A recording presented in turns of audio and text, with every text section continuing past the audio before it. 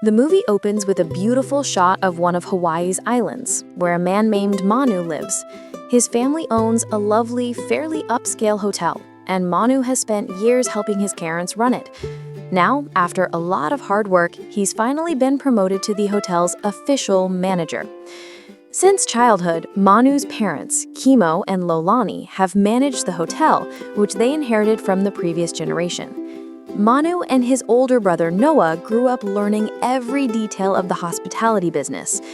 But it was Manu's grandmother, Tutu, who taught him something even more important: to always respect nature and honor the spirit of their ancestors.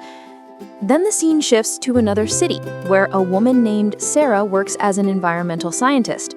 One day, while she's at work with her colleague Allison suggests she take a break from work and fly to Hawaii for the wedding of one of her close friends. A little later, Sarah arrives in Hawaii and meets up with 3 of her old friends, Lydia, Tessa, and Kate. Lydia is getting married in a week, so she's invited everyone to come early to relax, have fun, and help her with the final wedding preparations.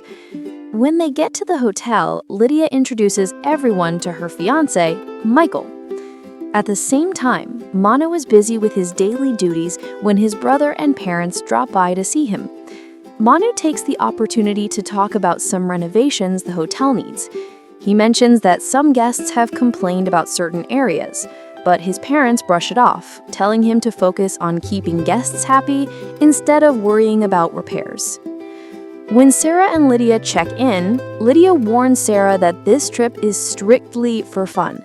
She knows she can't help thinking about work all the time, so she tells her to let go and enjoy herself, at least until after the wedding.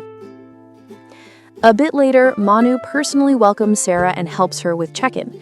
Sarah can't help but notice that the hotel still uses old-fashioned keys instead of modern key cards.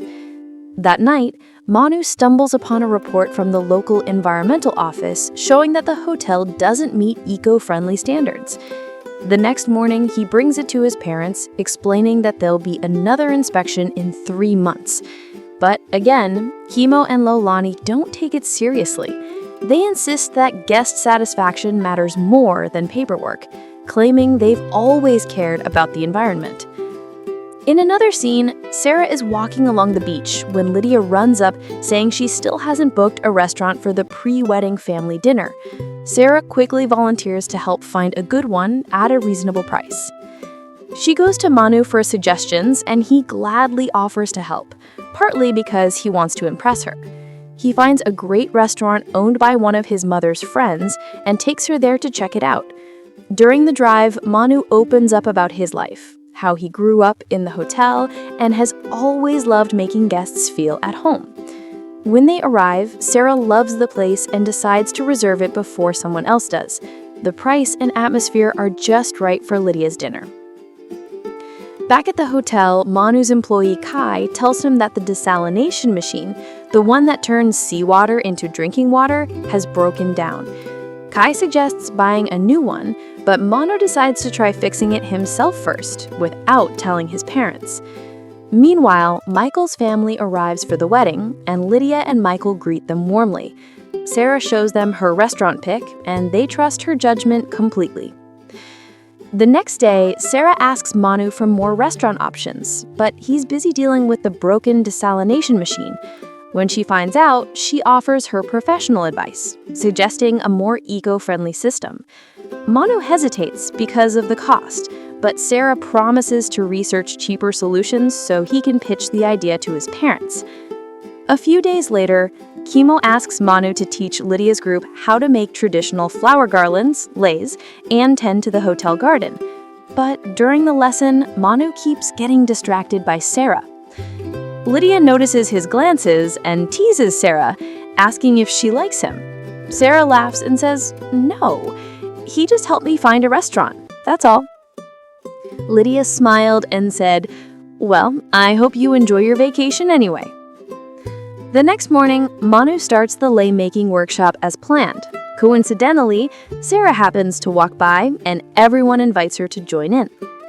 In the past, when Manu's grandmother Tutu was still alive, she was the one who used to teach guests how to make leis.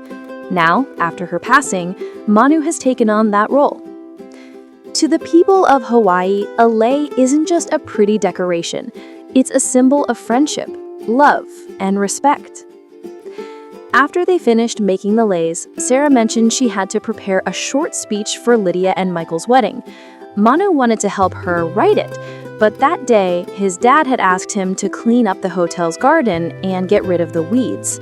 Since Sarah actually enjoys working, she volunteered to give a hand. While they were working, she suggested creating a small water channel to make plant watering easier and more efficient. That teamwork brought them even closer together. The next day, Manu decided to ask Sarah out to dinner and promised to take her to one of his favorite spots. He kept his promise. The day after, Manu took Sarah to a food truck run by his best friend, Henelu. While they were eating, Sarah opened up about her childhood. She said her dad's job required the family to move around a lot, so she was always the new kid at every school she went to. Because of that, she often felt shy and had a hard time trusting people. Then she asked Manu about his childhood, but he smiled and said he wanted to show her something first. A few minutes later, they arrived at a quiet beach that locals call Turtle Bay. Manu told her that since he was a kid, he'd worked hard trying to make his parents proud, but somehow never got the chance to truly prove himself. Being native to the island, Manu also felt a deep responsibility to protect the land and ocean. He said nature, to his people, isn't just scenery, it's heritage, something sacred passed down from their ancestors. As they talked, their connection grew stronger, and Manu asked Sarah to walk closer to the water with him. Maybe they'd spot a turtle. When they reached the edge of the shore, Manu gently took Sarah's hand and pointed to an orange-colored sea turtle. He explained that locals believe this kind of turtle carries the spirit of the ancestors, coming back to share wisdom and guidance with the living. On the way back, Sarah grew thoughtful and suddenly got an idea. Instead of holding the pre-wedding family dinner at a restaurant, she wanted to have it on the beach, in a calmer, more intimate setting. When they returned to the hotel, Manu called Henelu to talk about Sarah. He admitted his feelings, saying his heart was tied to her, but he was also torn knowing she lived far away in California. Meanwhile, Sarah met with Lydia to tell her that she'd decided to cancel the restaurant booking because she had a better plan for the dinner. At the same time, trouble hit the hotel. The desalination machine completely broke down. Kimo and Lolani, Manu's parents, were furious when they realized Manu had known about the problem earlier but hadn't told them. Manu apologized, saying he thought he still had time to find an eco-friendly solution, but Kimo was too disappointed to listen. Now they had to shut down the adult pool and pay for expensive repairs. That night, Manu texted Sarah saying he couldn't make it to their dinner. He admitted he felt like a failure and didn't know how to regain his parents' trust. The next morning, Sarah wanted to cheer everyone up. She surprised Lydia and Michael by setting up a family dinner right on the beach. Simple, natural, and way more beautiful than any fancy restaurant. Manu came too, but when he and Sarah saw each other, their conversation was awkward and distant. Both still felt bad about what had happened the day before. Sarah blamed herself for not being able to help him. The following day was finally Lydia and Michael's wedding. Sarah, as the maid of honor, focused on her duties, but Lydia could tell something was off between her and Manu. She told Sarah she deserved love too and hoped she'd find it someday. Meanwhile, Manu sat quietly by the hotel garden thinking about his grandmother Tutu, the kind woman who used to sit by the shore making flower leis. While working, Manu found a letter from Sarah. In it, she encouraged him to be brave and honest with his parents about his dreams. Inspired by her words, Manu finally approached his parents and shared his new ideas to improve the hotel, including plans to preserve their cultural and natural heritage. Kimo, Mo, and Lani were speechless, proud of how much their son had grown.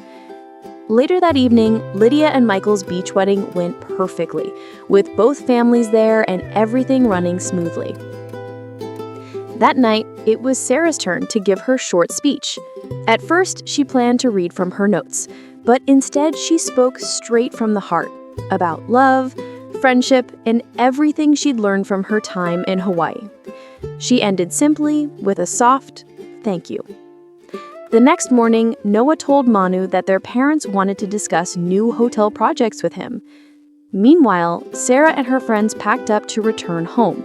They said their goodbyes, promising to come back someday, maybe even for Tessa's wedding next time.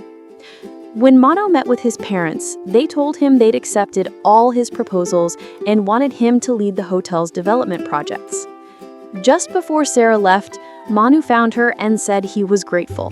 Her letter gave him the courage to speak his truth. Then, with a smile, he told her his parents had entrusted him with new responsibilities and asked her to stay and work with him at the hotel. The movie ends there. Thanks for watching, and don't forget to subscribe for more videos.